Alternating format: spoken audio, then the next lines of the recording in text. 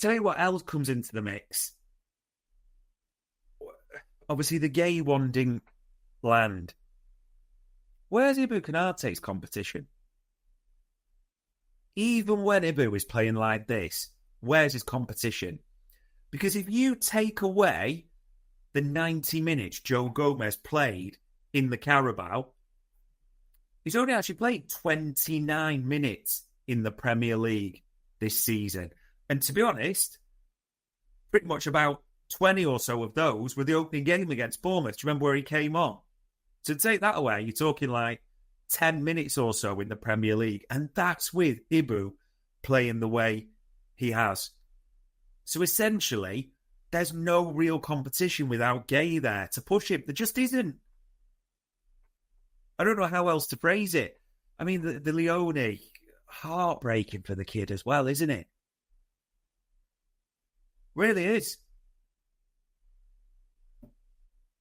But with no competition, with a contract situation, and Liverpool probably trying to stay on the right side of him for that, but wanting money that I don't think we'll want to pay.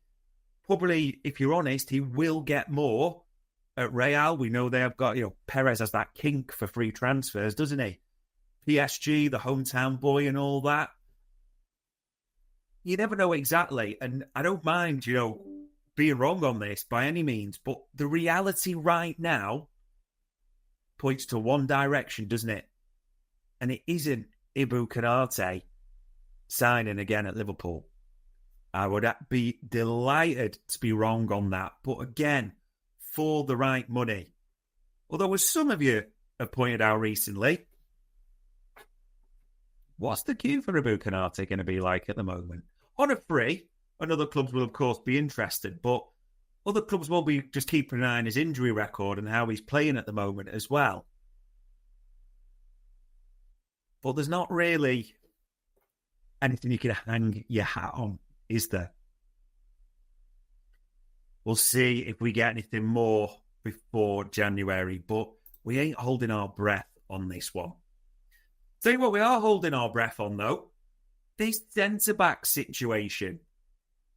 Christ, you cannot be going into the second half of the season and saying, we're apparently wanting to challenge for 2 trophies, and it's Van Dijk, Konate, Leone with obviously his horrific injury, and Joe Gomez, who quite clearly is not remotely fancied by Arne Slot. You can't argue anything different where, he's played literally 29 minutes aside from the Carabao in the 9 other games. You saw it on Saturday as well.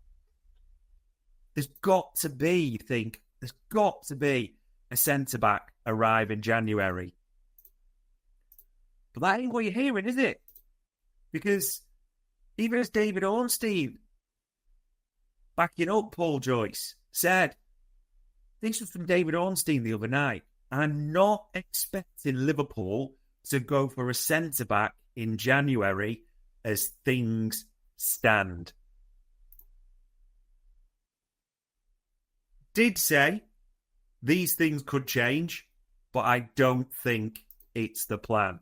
Nice covering line just in case it does happen. Because let's be crystal clear, we're all thinking we desperately need this to happen. And really, if we're going to achieve aims, Van Dijk, obviously, you need to stay fit. Everything centres around him. But Ibu's come off twice with injuries. Joe Gomez clearly not fancied. Leone out for the season. Heartbreaking for the kid.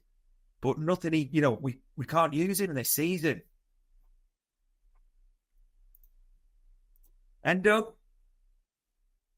You want to rely on Endo regularly? And that's not to be derogatory, because I love Endo when the gum shield comes in. I can't be hypocritical and say I loved it on Saturday and the way he was used, but at centre-half regularly? Terrifying. And to be honest, what David Ornstein wrote there echoes what Paul Joyce wrote on the 7th of September with the headline couldn't have been clearer. Liverpool will not try to sign Marc Guehi in January. Ron Seal does what it says on the tin there, isn't it? There's no wiggle room in that headline. It could not be more clear. And in fact, everyone's talking now, aren't they, about Marc Guehi? I mean, tell me if you've seen any different. I've seen him linked to Barcelona, seen Real Madrid mentioned, Bayern Munich even coming up from Plettenberg and all those types of people. Maybe it's just column inches, but people will be interested in Marc Guehi if you don't snaffle him in January, which all the reports seem to be that's the case. Now, David Lynch has said many a time on Media Matters, we'll just see. And they kind of left it open that it's not the plan, but see. You're not putting much faith in it, though, if you're deadly honest right now, are you? Even other links to recent centre-halves, defensive options. Dayot Upamecano, he keeps coming up. And if you talk about a centre-half with progression, Christ, 99th percentile in FBref for passes attempted, I think 95th for completion, 94th for progressive passes. So if you want a passing centre-back, you can understand, but he ain't going anywhere in January. And even in the summer, I'd be terrified because Dejan Lovren in disguise is Dayot Upamecano. He's got a brain fart in him. Similar. So that doesn't cover you in January. Even the other ones I've heard. And I can genuinely be honest about this. I like some of the other links. Like, people don't like Van Hecker being linked. But with a year left to go in the summer, they mentioned, as we said before, an Anfield Index. He's on Liverpool's radar. And why wouldn't a centre-half that is in the 96th percentile for progressive passes and 97th percentile for progressive carries has played De Zerbi murder ball at Brighton? Big unit scored at the weekend, didn't he? Year left to go. Maybe it might be easier to deal with Bloom and Barber that way. But again, that doesn't solve January. Jeremy Jacquet at Rennes, that's another one people like, don't they? For his raw attributes.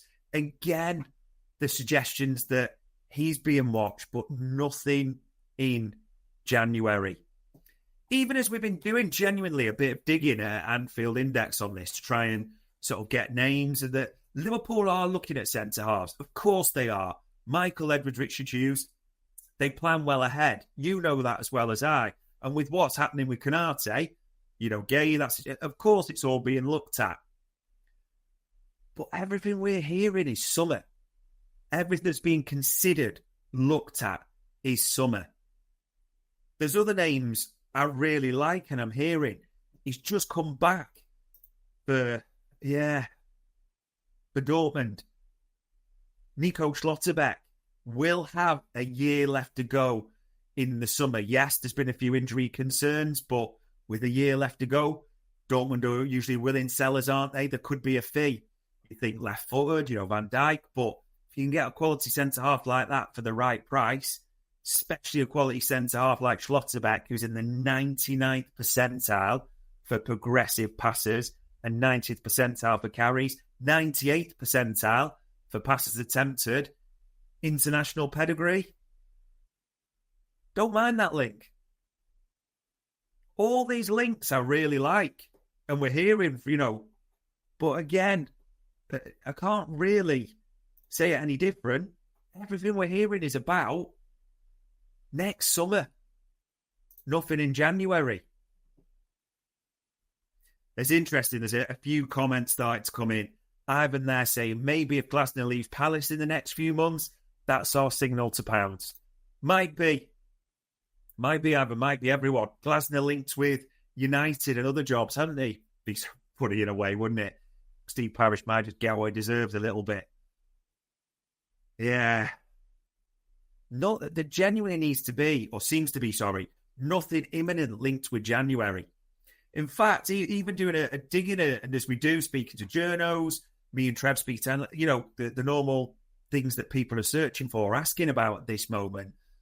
Liverpool have had scouts at Sporting. I'm watching a couple of players. I'll be honest, one, he could walk past me in the street and I wouldn't know. But Ousmane Diomande, everyone knows, don't they? Nearly went to Palace, it seemed like at one stage. That would be the switch over with Guehi, didn't it? And you think, okay, yeah, only 21, okay, AFCON will come into the mix. And that, unfortunately, he'd be away for January if it was for then.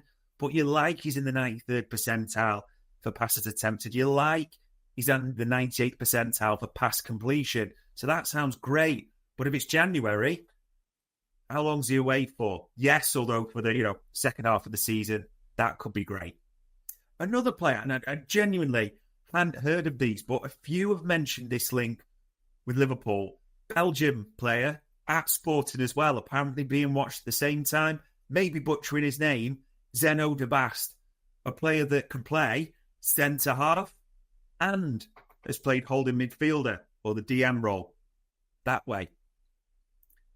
I mean, if you look at his profile on FBref, and he has got two because of the nature, and he has played a lot at centre-back, speaking to a few Portuguese journos so far, and this morning, as one said, he's in the 99th percentile for progressive passes as a centre-back, compared to compatriots there on FBref. Great passer, 90th percentile when you're talking about him as a centre-back for passes attempted. Even if you look at his midfielder profile, as they say, 93rd percentile for passes attempted, 91st for progressive passes. So a lot of the profiles we're hearing seem to be progressive, don't they? That's right to say. Good on the ball, which, you thought Marc Guehi would be better on the ball. You thought, Canate really struggling progressive-wise on the ball. So all that goes into the mix and sounds great, doesn't it? Biggest concern, and this could all turn out to be nothing, but everything we're digging up, everything that your Joyce, your Ornstein, your big names are saying, one of those that, just be clear as I'm saying this, Edwards likes to have a few under his hat, doesn't he? And just spring a name out of nowhere, which would be great. And I'm hoping, in terms of the centre-back situation, that is exactly what is going to crop up at any point. Because I want to be wrong on this, but everything we're getting at Anfield Index doesn't suggest there's anything lively lined up for January. And listen, part of that, when we talk about planning ahead, Leone's obviously, it's heartbreaking for the kid, isn't he? How good did he look in those minutes in the Carabao Cup? When you looked at him alongside Joe Gomez, you were like, which one is the experienced centre-half? Which one is better on the ball? The answer was either easy. Both ways. But it is what it is a little bit. Liverpool have to get a centre-back in. Liverpool, at the moment, have bought for the now. And they bought for the now in terms of, Mo Salah has only got a limited time, and we'll try and avoid the Mo Salah debate because everyone's got the thoughts on that, but this is about transfers.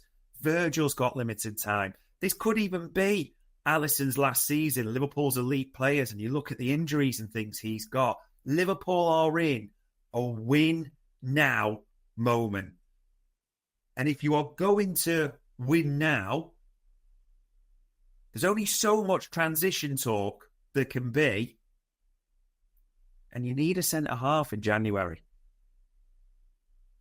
Doesn't mean they'll get it, but if you want to win the biggest prizes, we need that reinforcement in the squad. Christ, people. It's only October, so still time, but yeah, we wouldn't mind hearing a bit around that. Contract talk still ticking, and no, for this, I am not talking about Ibu specifically. Some contract situations are becoming a little clearer, isn't it? I mean, Robbo, you are in the end game with Robbo. Even the most ardent Robbo fan is not going to deny that. I mean, even you can see why his major aim was. He was saying this on international duty, as he should do. Last few 6 years, he's talking about Scotland. Over the last 6 years, we've been able to achieve a good few of our dreams in terms of representing Scotland at major tournaments, but we've not quite done the World Cup. It would be amazing to experience that. I get it. I 100% get, if Robbo's thinking in the future, because he's got a year left to go on his deal, and he isn't getting a new one. Don't mistake that or get that wrong in any way at all. You look at the 3 games this week, don't you? Palace, Galatasaray, Chelsea. How many did Robbo start? What more evidence do you need? Even when Slot was asked afterwards, he talked about, well, Kirkes was tired starting 3 games in a week. And the obvious question was then, so why did Robbo play against Galatasaray? Why didn't you maybe start him against Chelsea? And I know people are going to jump on me, and I get it, that Robbo was at the scene of the crime again for the goal. Liverpool legend, in his pomp, a world-class left-back. No debate about it at all. Well, this is the end game for Robbo. And whatever the outcome of the season, he's going to get a great send-off, which is well and truly deserved for the vice-captain. But this is the end game now for Robbo.